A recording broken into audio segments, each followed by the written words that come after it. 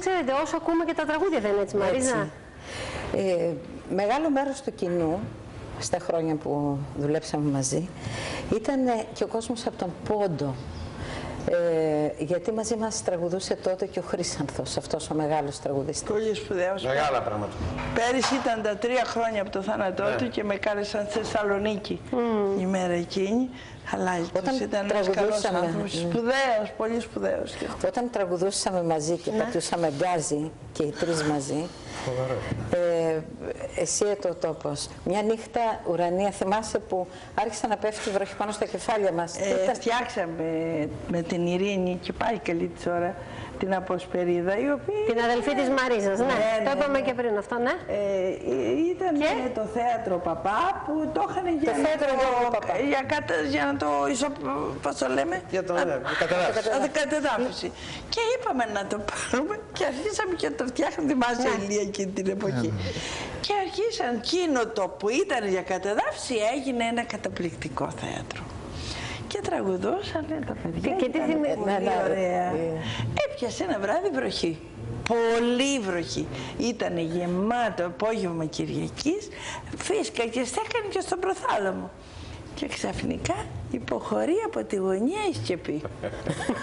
Αυτό πολύ μ' άρεσε. Ήταν ελεγγύη και υποχωρεί. Και δεν έτρεχε έτσι το νερό, σαν τον κουβά που θα τον έχεις, έτσι έτρεχε. Δεν κούνησε ούτε ένας από μέσα και τα παιδιά ατάραχα τραγουδούσαν.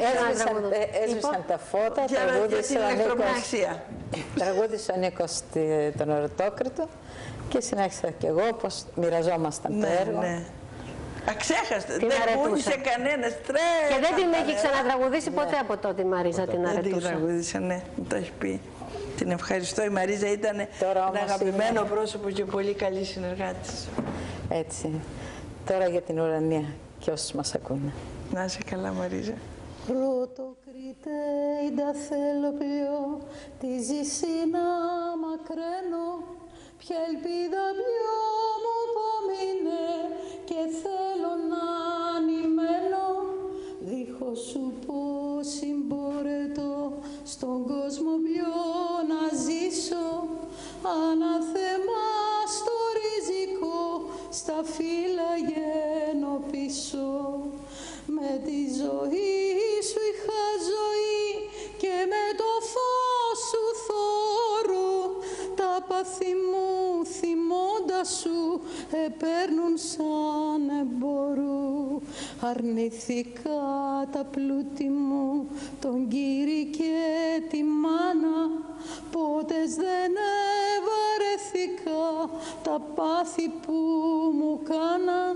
Θυμώντας σου Ρωτοκριτέ, πως μου σου νοικοκύρης, εγίνου σου και μάνα μου, εγίνου σου και κύρις.